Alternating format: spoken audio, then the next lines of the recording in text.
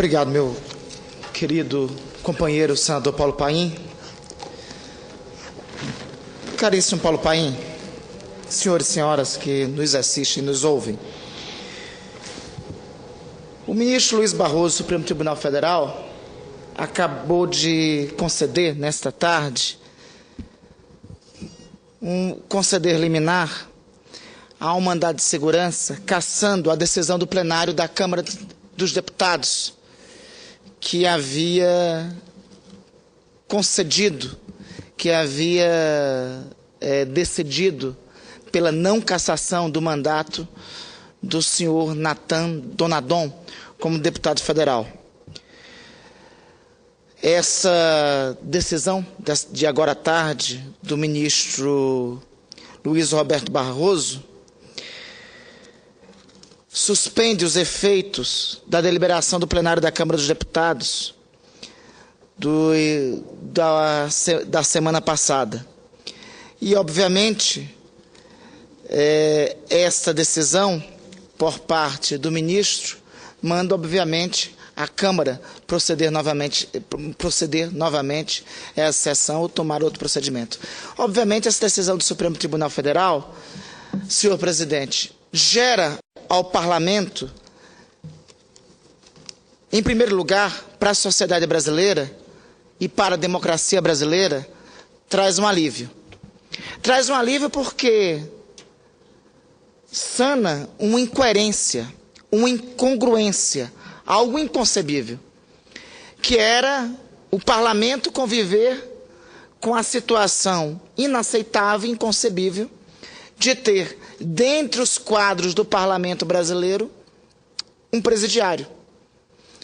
Que era a situação incoerente de ter, dentre os quadros do Parlamento brasileiro, alguém que não tem direito político, porque a Constituição reza que aquele que é preso tem suspenso seus direitos políticos, mas que representava o direito político de outros brasileiros. A Câmara dos Deputados, com a decisão da semana passada, e a decisão foi da Câmara dos Deputados, a decisão foi daqueles que se omitiram, e a decisão foi daqueles que não votaram pela cassação. Querendo ou não, os votos que impediram a cassação do senhor Nathan Donadon acabam sendo responsáveis por isso. Jogou a democracia brasileira e jogou a cidadania brasileira diante deste enorme constrangimento. É uma decisão que constrange o Parlamento. E é uma decisão de costas para o que o povo brasileiro, a sociedade brasileira, reclamou, e diante do que a sociedade brasileira, em especial no mês de junho, reclamou nas ruas e nas mobilizações que ocorreram em todo o país. Mas não adianta, senhor presidente, da parte de nós, daqui do Senado, não adianta da parte de nós parlamentares ficar só constatando o óbvio. E também, por outro lado, senhor presidente, é, por assim dizer, constrangedor também para o parlamento ter os equívocos daqui do parlamento toda vez sendo retificados por parte do Supremo Tribunal Federal. Ora, senhor presidente, nós muitas vezes reclamamos, é inaceitável, dizemos, e muitas vezes daqui eu ouço, é inaceitável a intervenção ou a intromissão de outro poder nas nossas atribuições. É inaceitável a intervenção de outro poder nas atribuições do Legislativo. E eu concordo, e eu acho que uma das características fundacionais de um Estado de Direito e um dos princípios fundantes da nossa Constituição é a separação dos poderes, a separação e a independência dos poderes. Mas, senhor presidente, o que dizer quando a democracia é atacada, quando o próprio Estado é atacado com uma decisão como esta por parte da Câmara dos Deputados? O que dizer de uma decisão absurda, de uma situação esdrúxula como esta, que é a decisão e a situação de que uma das casas do Congresso Nacional, o Parlamento Brasileiro, tem mantido dentro dos seus quadros alguém que é presidiário. Então, como não pedir a legitimidade do Supremo Tribunal Federal, de um dos outros poderes da República, em socorro à própria democracia, em socorro ao próprio Estado de Direito? Então, por si só, se legitima, inclusive em socorro à própria Constituição, essa decisão do Supremo Tribunal Federal. Mas, ao mesmo tempo, é uma decisão que constrange o parlamento pelos equívocos, pelos erros do próprio parlamento, pelo equívoco cometido pelo parlamento. Portanto, senhor presidente, não quero aqui da tribuna fazer a constatação do óbvio. Nós não podemos, esta casa, e já disse aqui, e vários outros já disseram da tribuna do parlamento, e ao longo do tempo, vários outros já utilizaram a tribuna do parlamento, ou já utilizaram a mesa dessa casa, para dizer, em vários momentos, que prefere o parlamento aberto e funcionando, com todas as vicissitudes e mazelas que tem o parlamento, do que o parlamento fechado e não funcionando como é nos regimes de exceção e nas ditaduras. Mas o parlamento, como casa sagrada da representação popular, como espaço sagrado da representação popular, um espaço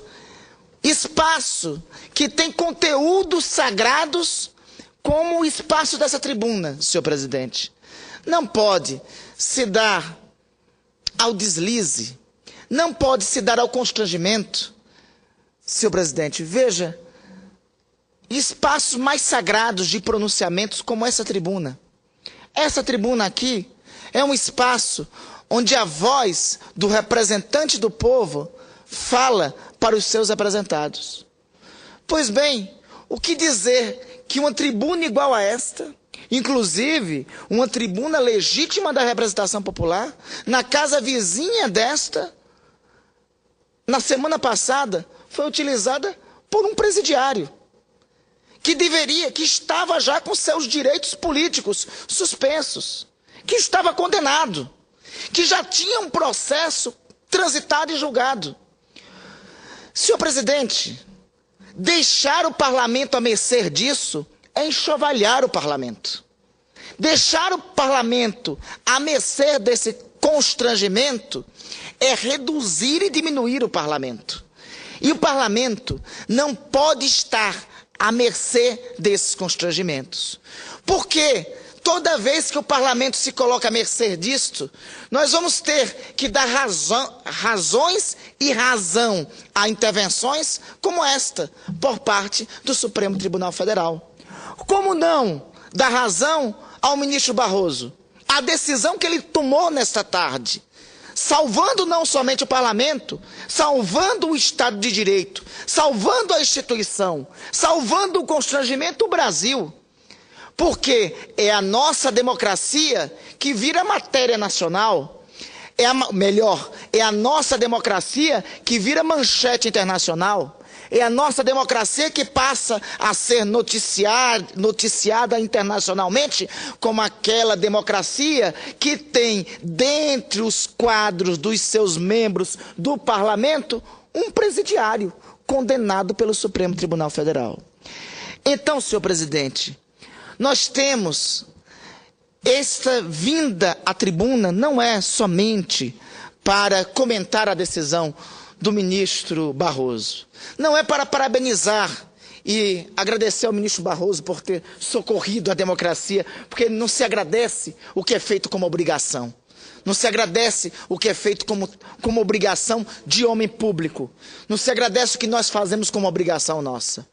Essa vinda à tribuna, senhor presidente, é para cobrar o que temos que fazer como tarefa nossa.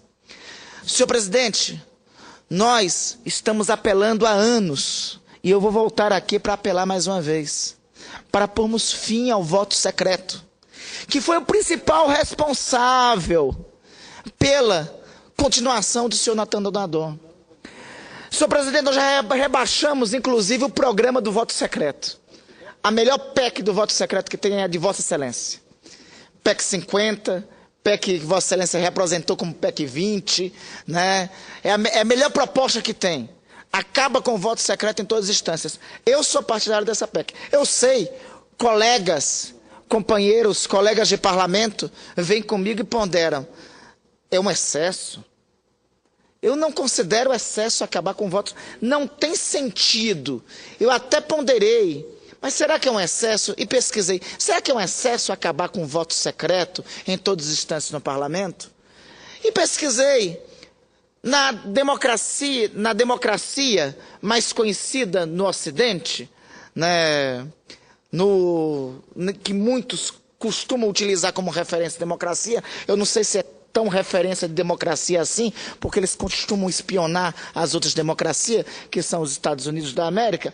Mas nos Estados Unidos, no parlamento, no parlamento bicameral americano, lá não existe o instituto do voto secreto.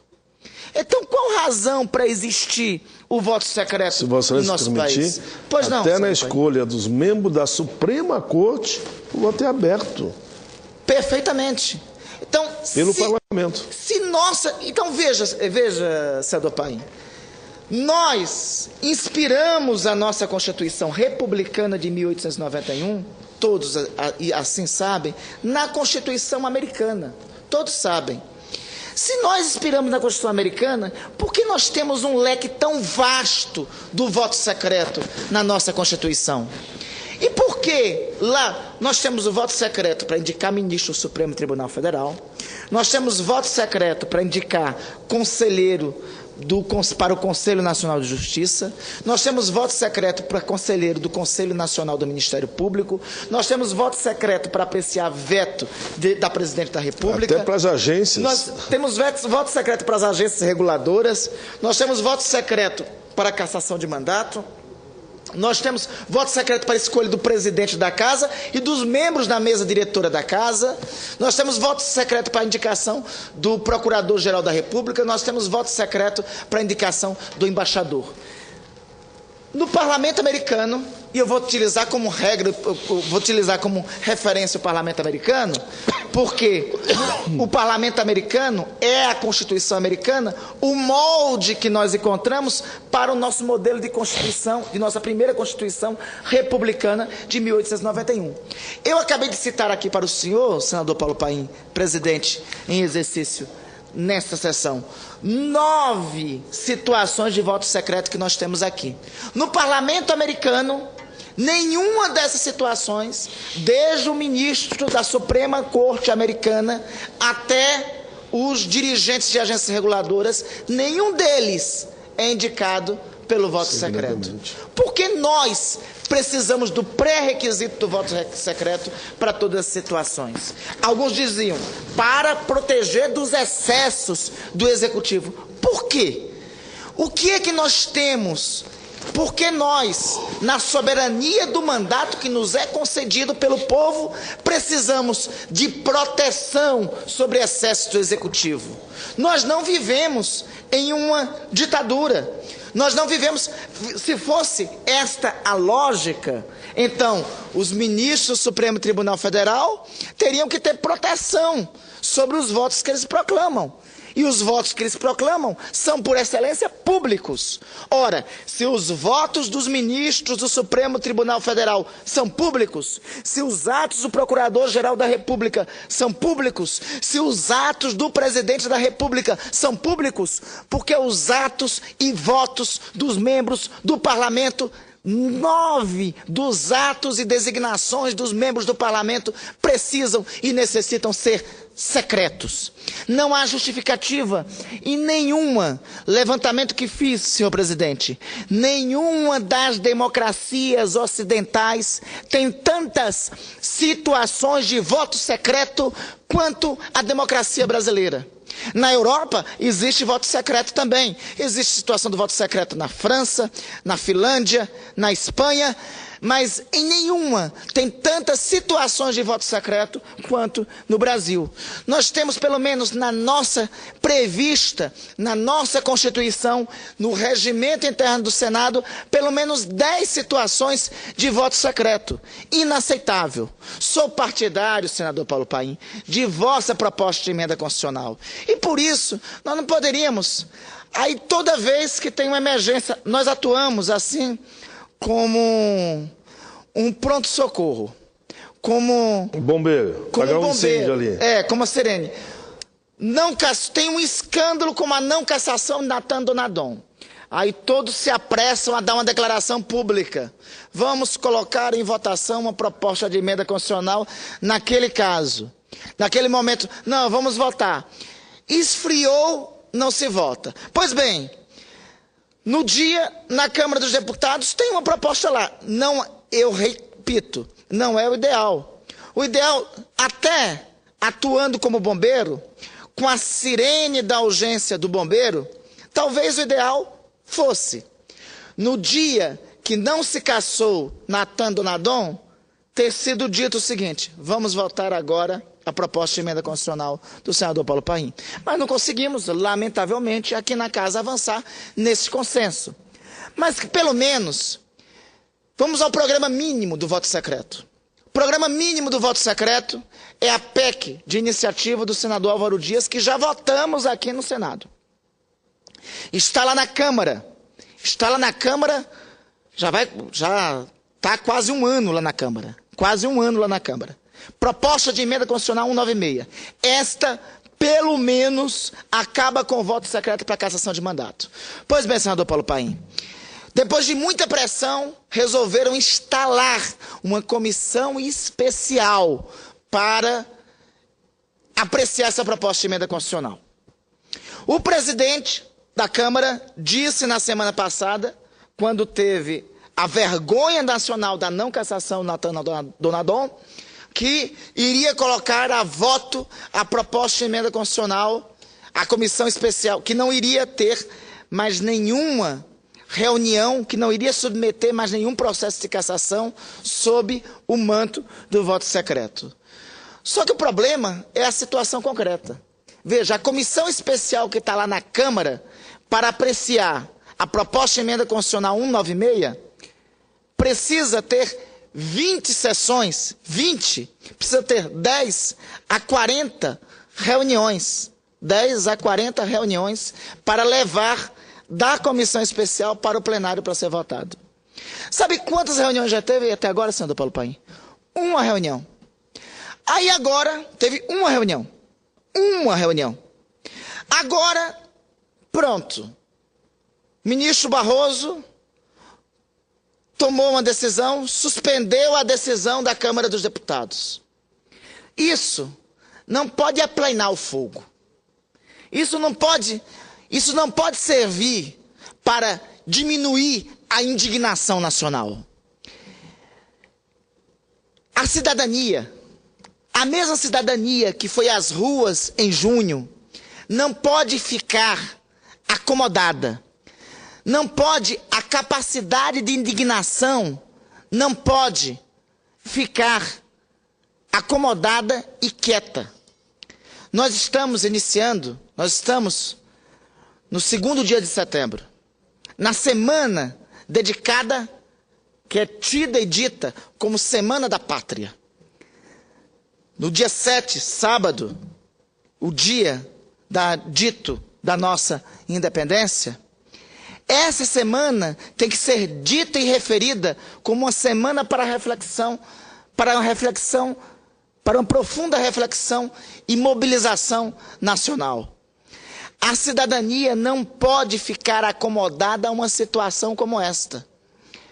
Aquela juventude e aquelas mobilizações que ocuparam as ruas brasileiras em junho não pode aceitar como normal, nem podem aceitar que tudo fique retomado como normal somente como essa decisão do ministro Luiz Barroso.